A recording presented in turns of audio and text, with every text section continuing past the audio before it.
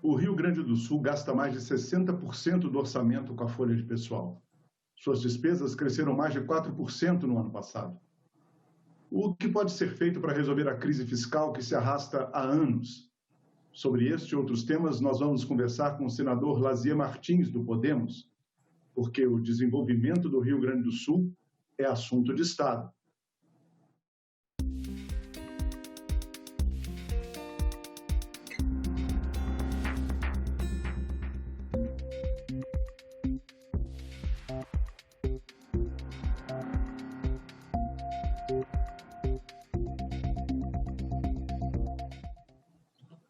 Senador Lazier Martins, obrigado pela sua presença no nosso programa. Nós vamos começar com uma pergunta sobre a questão fiscal do Rio Grande do Sul. O Rio Grande do Sul tem sérios problemas nesse campo e não é de hoje, né, senador? O governo gaúcho fechou 2019 com um déficit de 3,2 bilhões de reais, como está aí na tela.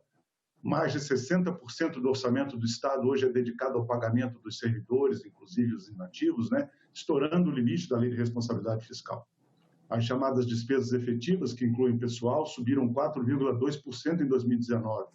Foram de 45,8 bilhões de reais para 47,7 bilhões de reais. Senador Lazier Martins, como resolver isso? As reformas iniciadas pelo atual governo não estão dando resultado ou ainda é um pouco cedo? Meu cordial abraço a você, Silvio Guedes, aos telespectadores da TV Senado.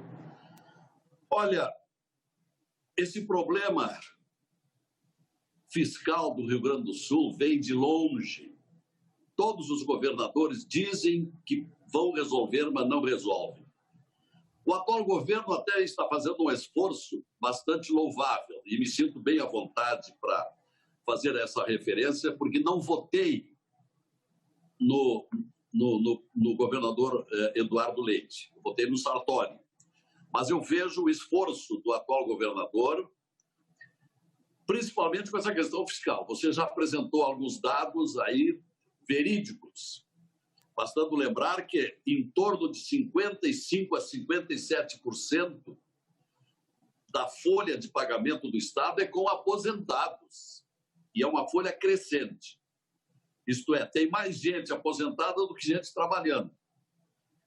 Por outro lado, como você disse, fechou o ano passado com um déficit de 3 bilhões e 200 milhões de reais. É crescente a cada ano. E isso ultrapassa 60%, ultrapassa a lei de responsabilidade. Mas o governador tomou algumas medidas que até são bastante inusitadas, até certo ponto surpreendentes. Por exemplo, ele obteve a reforma administrativa que cortou vantagens históricas de grande parte do funcionalismo. Com isto, ele barrou o prosseguimento desse déficit crescente. Foi uma proeza do governador. Uma outra foi que ele conseguiu aumentar a contribuição previdenciária, aliviou pelo outro lado, diminui gastos com funcionalismo e aumenta a receita com a Previdência. Ele conseguiu algo também tentado por vários governadores durante longo tempo, que foi o fim do plebiscito, necessidade de plebiscito para vender estatais. Vários governadores cogitaram disso, nenhum conseguiu antes, pois o senhor Eduardo Leite conseguiu aprovação na Assembleia. E já imediatamente ele colocou em votação e obteve vitória para privatizar 3 importantes estatais do Rio Grande do Sul. Uma, a Companhia Estadual de Energia Elétrica, a famosa CE, altamente deficitária há muitos anos, está por ser agora levada à licitação dentro de breve tempo, um pouco prejudicada a proposta em razão da pandemia. Ele está também com liberdade para privatizar a Sulgás, que é a empresa do gás para o Estado, e esta é superavitária, esta certamente terá muitos interessados, e a Companhia Regional de Mineração. Então, esses são 3 aspectos.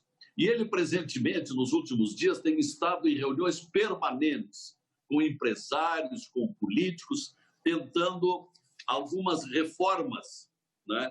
E nessas reformas, mais reformas, e entre elas, aumento de alguns impostos, como, por exemplo, o IPVA para carros ter há mais de 20 anos e para o imposto de transmissão causa-morte e doações. Entre outras medidas que ele está tentando, que não foram aprovadas até agora. Então, são alguns aspectos, vamos dizer assim, num voo de pássaro, assim por alto, rapidamente, com relação à atual administração do governador. Senador, um fato que pode ajudar nesse sentido o Estado do Rio Grande do Sul foi o acordo que foi mediado pelo Supremo Tribunal Federal e sacramentado pelo Congresso Nacional, que pôs fim àquela disputa que vinha de décadas, 2, quase 3 décadas, em relação às compensações da chamada Lei Candir. Né? A Lei Candir, depois o senhor pode explicar para os nossos espectadores do que trata essa Lei Candir. Como o senhor avalia para o Rio Grande do Sul esse acordo? O que vai ter de positivo para o Estado, se isso ajuda a levantar as finanças, se isso melhora a situação geral da economia? Olha, Silvio, essa foi uma novidade surpreendente. Eu integrei a comissão mista Senado e Câmara há 2 anos atrás para discutir a Lei Candir. Nós fomos a uma reunião com o ministro da Fazenda anterior do governo Temer e ele nos disse claramente, nós não devemos nada, porque a Lei Candir deveria ser regulamentada em 2002 e nunca foi regulamentada. Então não devemos nada, não tem como distribuir. Por outro lado, o governo não tem recursos para pagar, na época era em torno de 600 bilhões de reais. E o Rio Grande do Sul é o 4º maior credor, porque o Rio Grande do Sul é altamente exportador de grãos. O estado do Pará é o maior credor, porque exporta muito minério, principalmente para a China. Minas Gerais também é o 2º. E o Mato Grosso exporta muita carne e grãos, é o 3º, o Rio Grande do Sul é o 4º. Então, o Rio Grande do Sul tinha um crédito, até o ano passado, de 56 bilhões. E aí, no ano passado, esteve no Senado o ministro Paulo Guedes, até fiz uma pergunta para ele durante uma audiência pública, e ele me disse o seguinte, olha, a Lei Candir está sepultada, nós não vamos tratar disso. O pré-sal vai ajudar a melhorar os estados e aí vai substituir um pouco o que a Lei Candir não conseguiu. A Lei Candir, como se sabe, criada pelo deputado Antônio Candir, era uma compensação aos estados exportadores que deixariam de cobrar impostos pela exportação, mas teriam compensações do governo. E essas compensações nunca vieram, a não ser numa proporção mínima. Até 2 anos atrás era 17% do que tinham direito. E o Rio Grande do Sul ficou altamente prejudicado. Aí veio a pandemia. Aí esse terrível vírus, tão ruinoso para tudo, pelo menos numa coisinha ele beneficiou. Porque, em razão disso, e considerando que o Supremo havia estabelecido um prazo para regulamentar a Lei Candir, a discussão prosseguia, então, no critério de socorros aos estados, o ministro Paulo Guedes inventou de embutir uma parcela de recursos a título de compensação pela Lei Candir. E aí, com isso, o Rio Grande do Sul terá, até 2037, terá uma importância, deixa eu ver aqui nas minhas anotações, em torno de 6 bilhões de reais ao longo desse tempo. Já vai receber alguma coisa nesse ano que vem, coisa aí de 2 bilhões de reais, o que não deixa de ser um socorro. Então, a Lei Candir foi reabilitar muito parcialmente. Na verdade, o Rio Grande do Sul vai receber, ao longo desse prazo até 2037, vai se receber apenas 10% do que teria direito, mas é melhor do que nada. Senador, nós sabemos que o senhor acabou de mencionar aí que o Brasil enfrenta esse desafio de vencer a Covid-19. O seu estado ia sendo considerado um dos exemplos de enfrentamento dessa pandemia, né, nos meses recentes. Mas agora o Rio Grande do Sul enfrenta uma das piores situações sanitárias, um dos piores quadros. Os casos têm crescido na maioria das regiões do estado e já são mais de 100 mil contaminados, senador. Como é que o Rio Grande do Sul vai vencer esse desafio da Covid-19? E o senhor pode falar um pouco do seu papel no Senado nessa luta? Bom, são 2 coisas. O governador Eduardo Leite teve o mérito de ser pioneiro em algumas soluções. Ele, desde logo, ainda ali no final de março, ele estabeleceu o distanciamento controlado e incluiu nesse projeto as bandeiras. Bandeira vermelha fecha tudo, ninguém pode abrir indústria, comércio, serviço, etc. Depois, a segunda bandeira, mais ou menos, a terceira bandeira amarela já é bem liberada e assim por diante. Só que isso aí foi cansando. O pessoal não aguentou mais. 4 meses dentro de casa, 4 meses sem poder trabalhar. E aí começaram a se aglomerar. E aí aumentou consideravelmente a propagação do vírus. Que, por outro lado, teve um desempenho curioso.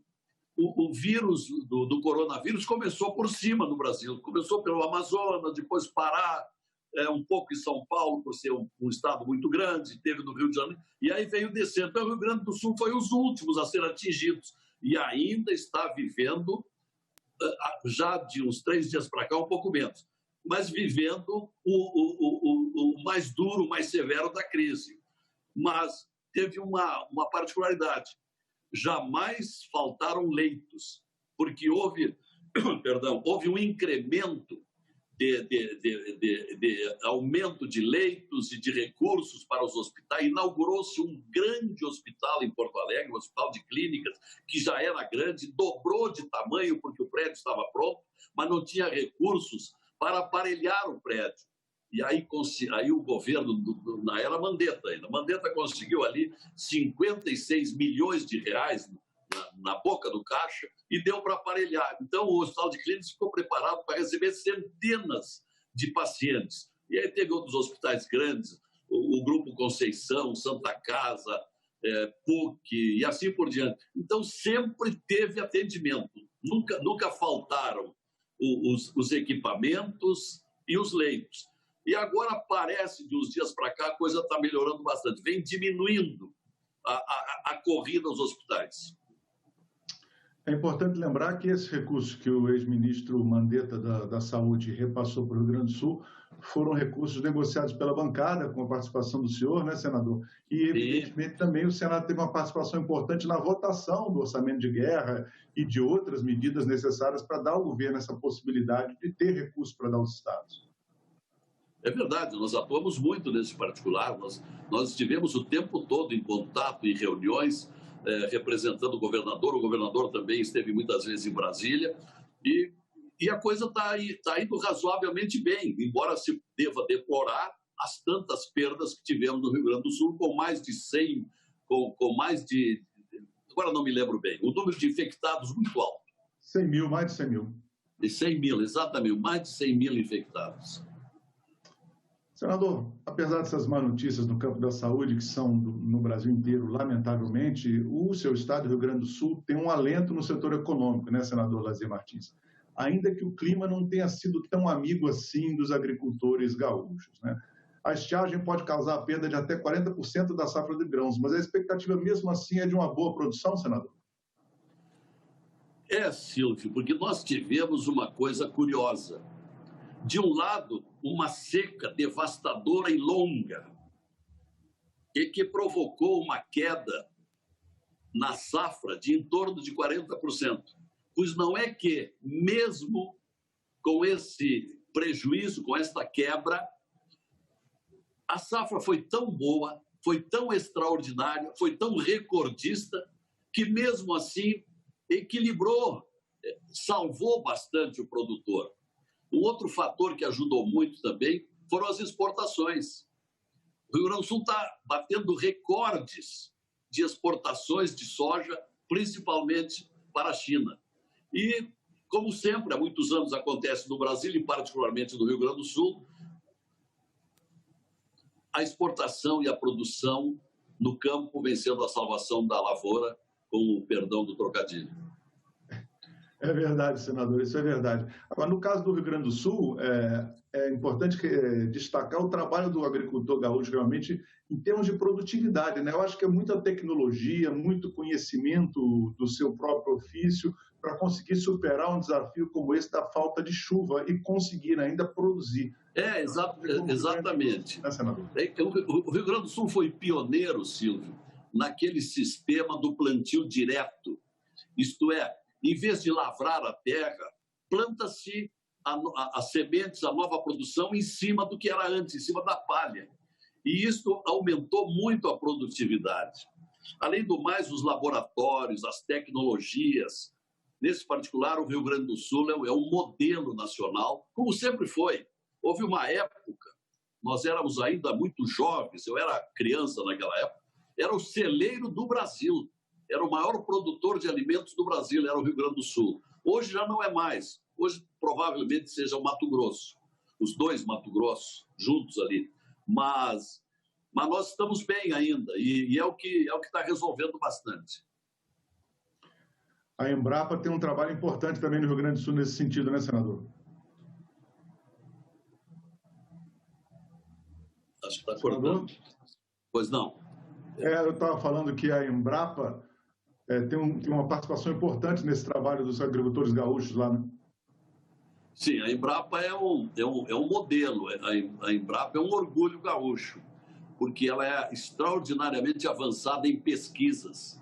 Então, com as tecnologias que ela apresenta em todos os campos, seja na produção do arroz, na produção do trigo, na produção do soja, na produção de carnes cada vez mais qualificável. O Brasil é um grande produtor de carnes, só não tem marketing.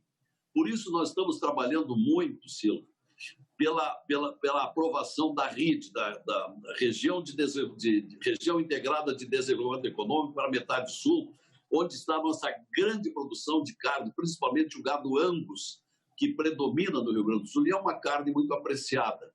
E se nós conseguirmos, faltando votar essa lei da RID, que já passou pelo Senado unanimemente, é um projeto de minha autoria, e que já passou pelas duas comissões da Câmara, só falta ir a pauta na Câmara, aí nós teremos benefícios, incentivos, que serão agora muito favorecidos em decorrência das consequências da pandemia. Nós vamos aumentar muito a produção de carne e poderemos exportar, principalmente para a Europa, para o Japão, para a China, tanto quanto a Argentina, que se caracterizou sempre na América do Sul como grande exportador de carnes. E isso vai beneficiar bastante. É um outro item muito favorável ao nosso produtor do campo. Era até o assunto que eu ia fazer uma pergunta a seguir para o senhor, é justamente esse seu PLP 543 de 2018, que já passou, como o senhor disse, de forma unânime pelo Senado e que agora está esperando a votação dos deputados na Câmara Federal. Essa região integrada de desenvolvimento da metade sul, a RID, em termos concretos, o que ela vai trazer de benefício para essa parte mais meridional do Rio Grande do Sul, essa parte mais de baixo do estado? Maior crédito, facilidades tecnológicas, atração para investidores estrangeiros, como vai ser? A RID, que pegou esse nome, é uma possibilidade prevista na Constituição brasileira, que diz lá num determinado artigo que quando há regiões deprimidas economicamente, elas poderão estabelecer legislações e critérios para a obtenção de benefícios. É o caso da metade sul. A metade sul do Rio Grande do Sul, que já foi durante longo tempo, até os anos 60, mais ou menos, era o sustentáculo do Rio Grande do Sul, pela produção primária, principalmente na época do charque, né, e da carne. Mas depois foi entrando numa decadência muito grande, se projetou a metade sul, que hoje é a parte, não digo rica, mas é a parte mais compensadora, do ponto de vista econômico, Caxias do Sul, Bento Gonçalves, Passo Fundo, Lajeado, são municípios em grande prosperidade no Rio Grande do Sul. E aí, com esse declínio da metade sul, está acontecendo um fenômeno bastante desagradável. Está havendo uma grande debandada de gaúchos para a metade norte, principalmente Caxias do Sul, Passo Fundo, Garibaldi, Flores da Cunha, para aquela região italiana, e para Santa Catarina. Tem muito gaúcho se bandeando para Santa Catarina, para o Paraná, ou subindo país afora. E com isso está cada vez empobrecendo mais a metade sul, que não tem indústrias, não é? Não tem produção, não tem emprego. E a metade sul está esvaziando até certo ponto, num pouco de exagero da expressão, mas municípios como Rosário do Sul, Dom Pedrito, São Gabriel, Uruguaiana, Livramento, São municípios que têm perdido população. Então, como eu percebi que já houve no Brasil 3 RIDs, uma em Teresina, no Piauí, uma outra ali no Pernambuco, ali em Pernambuco, que é ali a região do Vale do São Francisco, Sim. Petrolina, região de Petrolina, e uma outra do entorno de Brasília, esses municípios pobres do entorno de Brasília. São as 3. E agora, no momento que confirmar a Câmara, teremos a quarta RID do Brasil, que poderá obter financiamentos a juros menores, convênios, verbas para irrigação, que é muito importante para o nosso Estado, e assim por diante. Então, nós só estamos esperando a aprovação na Câmara e depois vamos pedir ao presidente da República para sancionar, e aí vamos fazer uma grande reunião, já estamos com reserva de auditório na cidade de Bagé, que fica mais ou menos no centro da metade sul, e vamos convidar todos os 129 prefeitos. A metade sul é bem menor sob o ponto de vista de população. Se nós traçarmos uma linha imaginária do município de Guaíba até Uruguaiana, nós dividimos rigorosamente o estado pela metade. E aí vamos levar os prefeitos da metade sul, os parlamentares, e vamos levar as alternativas, o que poderão fazer para começarem a recuperar os seus municípios com a ajuda da bancada do Rio Grande do Sul. Essa é a nossa perspectiva. Perfeito, senador. É curioso o senhor mencionar a cidade de Guaíba, porque o nosso assunto agora é a BR-116. Está finalmente em andamento a obra de duplicação dessa rodovia federal entre Guaíba e Pelotas. Por que essa obra é tão esperada pelos gaúchos, senador? Qual a importância dela para a integração do Estado, para a economia, para a movimentação de mercadorias e pessoas? O primeiro item, Silvio, é que é o caminho do Porto de Rio Grande. O Porto de Rio Grande, que, por sinal, presentemente, em razão das exportações de produtos primários, vem batendo recordes. Nunca na história o Porto de Rio Grande exportou tanto como presentemente. E para chegar ao Porto de Rio Grande é preciso ir pela BR-116. Então, esse é o primeiro fator. Por outro lado, para desenvolver aquela região também, ali de Camaquã, principalmente Pelotas, que foi um dos municípios mais poderosos do estado e hoje enfrenta algumas dificuldades, e principalmente o Porto, durante longo tempo, e houve uma verdadeira carnificina, foram incontáveis perdas humanas na estrada, na rodovia estreita da 116, de Guaíba até Pelotas. De Pelotas para Rio Grande já está bom, está resolvido o problema. E aí começamos uma grande campanha, trabalhando maciçamente a bancada gaúcha, e aí com a participação desse excelente ministro, que é o Tarcísio de Freitas, que é inegável, uma das estrelas do ministério do Bolsonaro, muito bom ministro, homem de pôr mãos em obra, e com o auxílio do Exército, com o Exército lá do Rio Grande do Sul, que está trabalhando em vários trechos da duplicação. Eu acho que até o ano que vem nós teremos resolvida toda a duplicação da BR-116 e será uma grande solução para a exportação e economia de vidas. Senador, eu posso ser testemunha desse trabalho do Exército aí, porque o senhor deve saber que a BR-101, lá na área do Nordeste, foi quase toda duplicada com o trabalho do Exército Brasileiro e a obra ficou de grande qualidade, senador. Isso está se tornando assim uma verdadeira consagração para o Exército. Todos nós temos um enorme respeito pelas Forças Armadas e particularmente pelo Exército, e ele está se fazendo presente, está se fazendo notório agora. E ele está conquistando prestígio, está ajudando o Brasil como convém. Afinal, uma das finalidades do Exército é defender, é proteger os brasileiros. E vem fazendo de uma maneira assim que, até um tempo atrás, era inesperada essa maneira. E tem sido assim, construindo estradas. Senador Lazier Martins, muito obrigado pela sua presença no nosso programa. Silvio, foi um prazer participar desse programa, eu sempre assisto, acho que é uma maneira da TV Senado colocar os brasileiros a par da situação dos estados, uma maneira de fazer uma verdadeira interação. Todos os estados tomam conhecimento do que acontece com os seus estados co-irmãos. Muito obrigado. Eu que agradeço pela sua presença e agradeço também aos nossos espectadores, nosso público que está nos acompanhando aqui. Lembrando que essa entrevista já está disponível para você baixar ou compartilhar no nosso site senado.leg.br/TV, no nosso canal do YouTube ou em podcast nas principais plataformas de áudio. Obrigado pela sua companhia e até o próximo Assunto de Estado.